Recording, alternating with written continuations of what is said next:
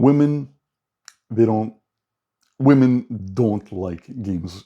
Yes, there are, I hate that we always have to keep on constantly talking from both sides of our mouths. Yes, there are female gamers, there are women that do play games, but it's not the majority, like men. Men outnumber women playing video games on any given day, all right? That is the facts. Men are more willing to waste their time and their lives away compared to women. I personally would never date a woman that considers herself a gamer. I don't care if she plays games. I don't care if she has a PlayStation.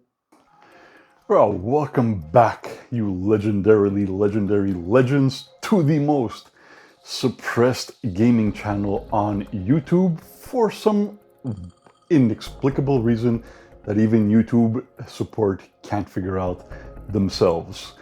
Alright, so today's video is going to be very simple. Gaming.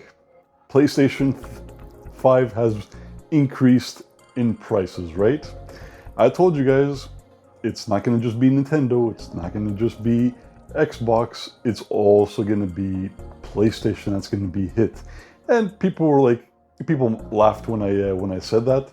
So I'm going to let you guys in on a bit of a industry secret, a corporate secret. So I do work in the corporate world. There's a lot of things that I could talk about, a lot of things that I can't talk about. But one thing that I will tell you guys is one major company will never increase or decrease the prices of their products without consulting the other companies. So when Nintendo increased their prices, they had already spoken with Xbox, they already spoke with PlayStation. And then what did you notice? Nintendo increased their prices, Xbox followed suit, and now we are seeing PlayStation doing the exact same thing. Now, Nintendo did it strictly because of greed, and I'm sure because they built up already so much goodwill with their past delivering good games, delivering good consoles, and a general family-friendly environment without upsetting people on the right, without upsetting people on the left. They're able to get away with increasing their prices. So the thing is, it's not that the Nintendo Switch 2 prices haven't increased or aren't going up. They will go up. They will definitely go up. Remember, I'm a day one adopter of the Nintendo Switch 2. I mean, the Nintendo Switch 1 Pro. I got this day one, and as you can see, I'm a big sucker, and I bought it with the Mario Kart because it was 50 bucks pretty much instead of $100, right? So Nintendo has built up their goodwill, and they're like, okay, look, we'll be the sacrificial lamb, we'll take the worst hit out of everybody, and they have increased the prices the highest compared to other consoles like the PlayStation and the Xbox.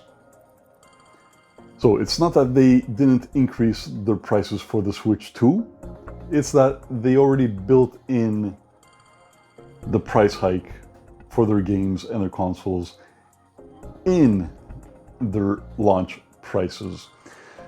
Now, what happened afterwards? They saw a big spike in sales for Nintendo Switch 1s. That includes accessories like controllers, amiibos, and as well software, the video games. And they were noticing that people weren't really buying the Nintendo Switch 2 versions of games. Why would they? They have it on the PlayStation and the Xbox and even on Steam. Why would you play a game on an inferior console? Because make no mistake, Nintendo is the inferior console compared to the Series X and the Xbox, and especially depending what kind of home PC you have, right? So they're like, oh man, we can't lose out on all these profits. So what do? They took a 10-year-old console with 10-year-old games and they increased the prices of Nintendo Switch ones across North America. I don't know where else they've increased them, but you're paying more expensive prices for the Switch ones, the Switch One lights, the games, the controllers, the amiibos, everything. And then Xbox did the exact same thing. They started increasing the prices of their consoles, and as well as tried to increase the prices of their games. Remember what happened with that stupid game that I will not be supporting financially, The Outer Wilds 2? It was $106 or $103 for the base game in Canada, and they've since pulled it back to what I think like 90 bucks Canadian. So just like a cell phone provider or cell phone service provider or an internet service provider, Bell, Videotron, Rogers, these are the main guys. They cannot increase or decrease their prices without consulting the other companies first, because that would create an unfair monopoly afterwards. You will be making the most money over your competitors, so that is why they always have to align with each other. And that's why, if you've noticed, you might have some weeks or some months where one company will have higher sales because they have a discount on their games or the consoles or cell phones or internet speed services and things like this, right? And then, it goes back to normal, and then the other company will drop their prices accordingly for whatever duration period. So it always kind of balances out. Now it's up to the customer what the services and what games, consoles they want to buy, of course. So I've been gaming since I was at the very, very least 10 years old. I am right now an old man gamer. I am a millennial, of course, just at the cutoff point, and I've very much been enjoying games since I was a kid, but I stopped buying games, especially at full price, and especially at the rate that I used to buy them in 2023.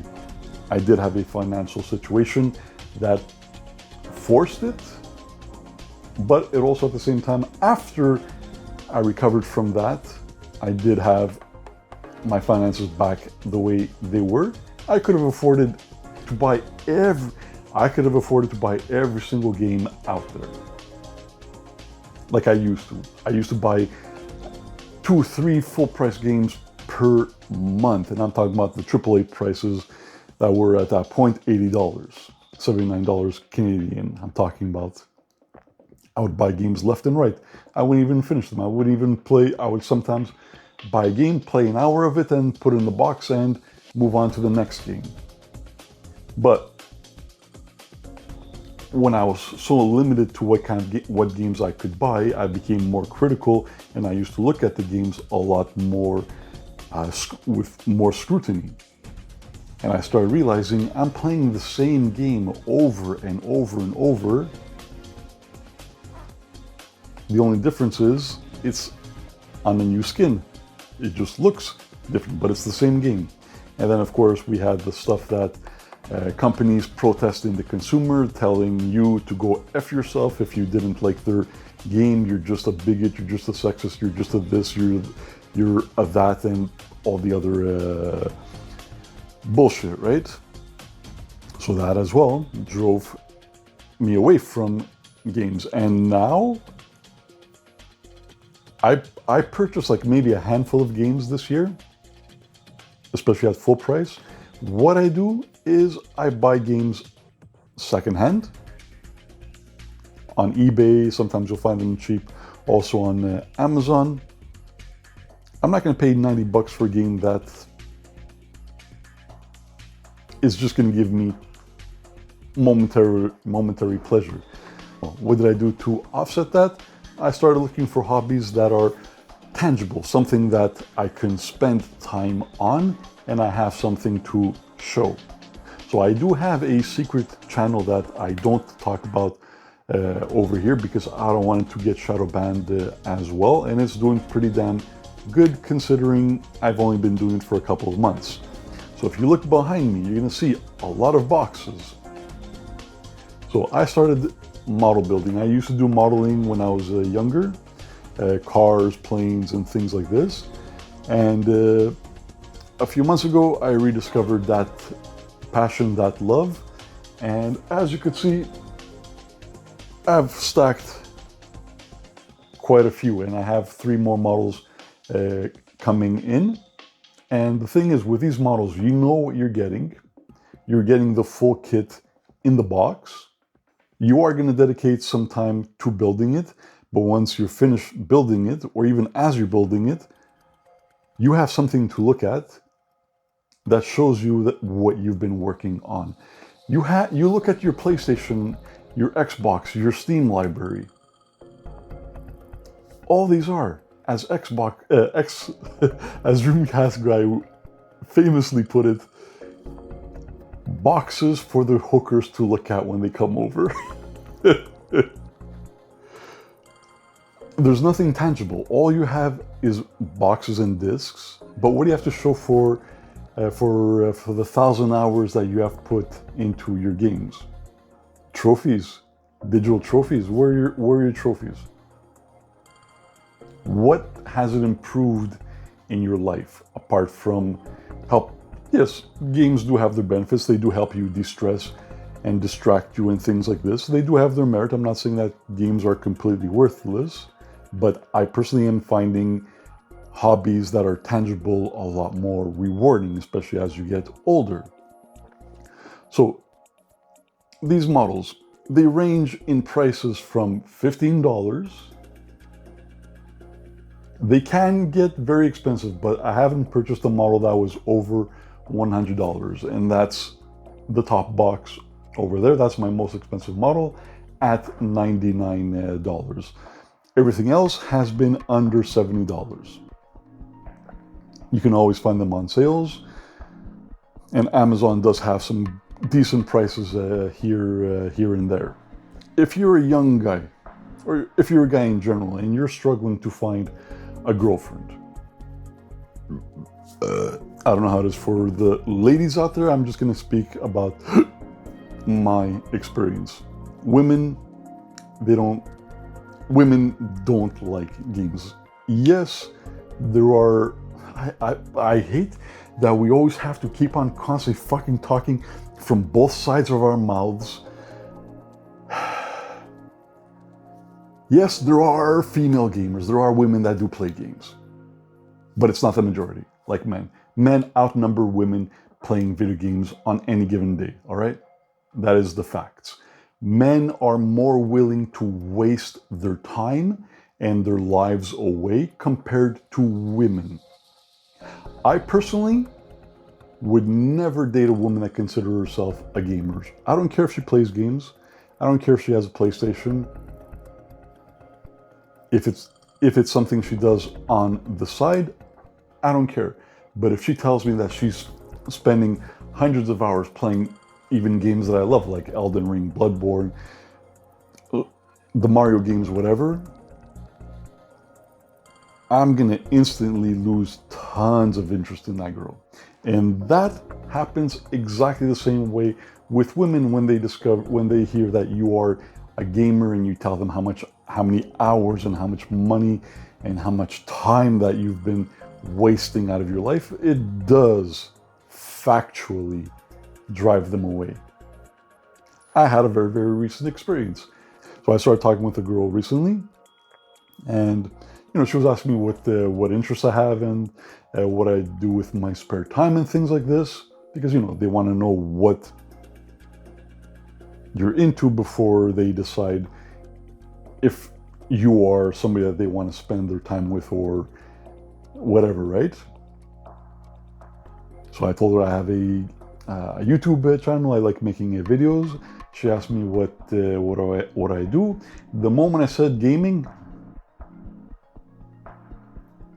her eyes pretty much rolled. She might not have gone like this, but her body language spoke volumes.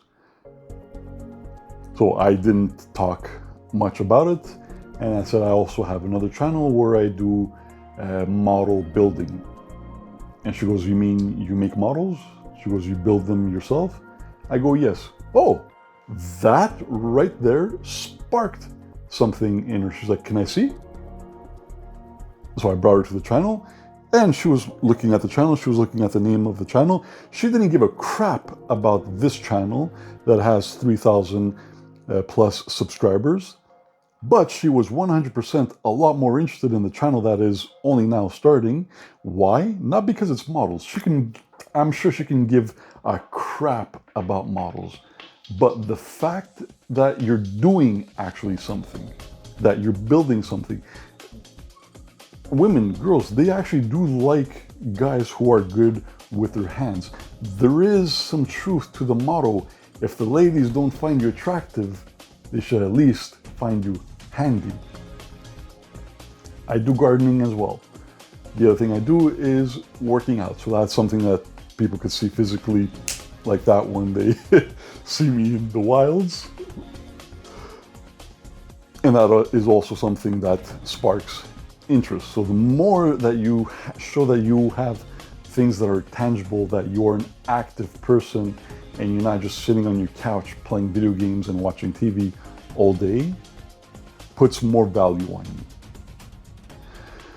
So all that being said, gaming is going to become the luxury hobby, and they will bleed you dry.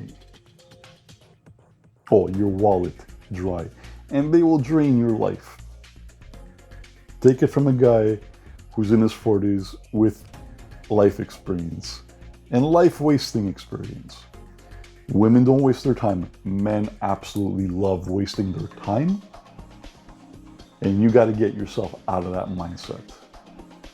Find something that you enjoy, that you are doing with your hands.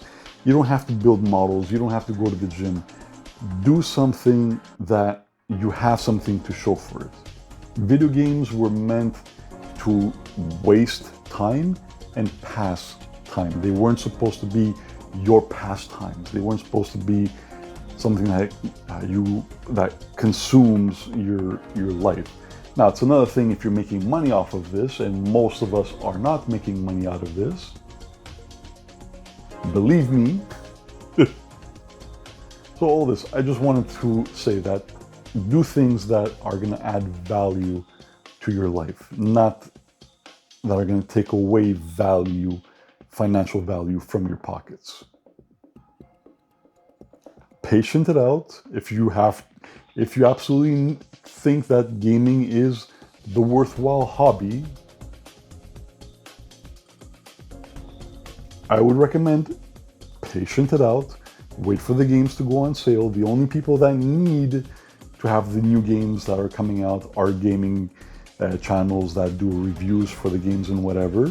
Look on eBay, look at marketplaces, go to secondhand stores. You'd be surprised what you'll find at a secondhand store. Even video games you'll find at secondhand stores for massive, massive discounts. Stop wasting your money, stop wasting your life, stop wasting your energy, and build energy. So that's pretty much what I want to say with this video. If you guys found this video informative or helpful, or has spoken about how you feel, like, leave a comment, subscribe. If I hate having to say this, bookmark the channel, because if this is especially the first time that my video has been recommended to you, check back often. I upload regularly. Check out this playlist. It's my videos playlist. There's like over 700 videos. I've been uploading for the past 6 years. I've been partnered for the past 3 years, and I do not get recommended anymore. I don't know what it is that I did. YouTube sees that the algorithm, for some odd reason, is not recommending my videos. They only show up when people search for topics or when people come to my channel. Apart from that, the last time that I was in the recommended system was a month ago with Diablo 4 Season 9 Reliquary reaction. And right away after that, even though the channel and the video did great, I uploaded another video, same topic, Diablo 4 Season 9, cosmetic reaction. That one got from 25,000 impressions for the first video. That the next video got literally 400 impressions for the week. So I do the things that work for the channel, but YouTube, whatever seems to be successful for my channel, they will just blacklist that for it as well. I wish I was a controversial channel. I wish I was some sort of istaphobe that triggers people and would give the algorithm reason to have blacklisted my channel. I do not understand what the hell happened. It doesn't make sense. I see it, YouTube sees it, but they just can't fix it. Even if I pay their promotion system, Google Ads, they still won't recommend the videos. It's mind-boggling because the other channel, the hobby channel, is thriving. It doesn't have these restrictions that are put on that channel, and it drives me crazy because I wasted so many years, so much time, and so much money on this channel for nothing. I've spoken to bigger channels. I've told them what's going on. Nobody wants to talk about my channel. Nobody wants to talk about what's going on. There have been a couple of channels like Cringe Panda, Saladino, X-Blaze, but they're also small compared to the other much bigger channels. But nobody gives a crap because it doesn't affect their channels. It's not a known issue. It's just something that affects yours truly. All right, sorry for going off on a tangent. I didn't. Thank you guys for giving me some of your time. Thank you for all the support. If you guys want to support the channel in any other way, I do have links in the description. I have t-shirts, posters, mugs, blah, blah, blah, blah, blah. I appreciate you guys giving me your time today. As always, stay stellar, and I'll catch you guys on the next one. Jigga Vega, Michael, out. Later.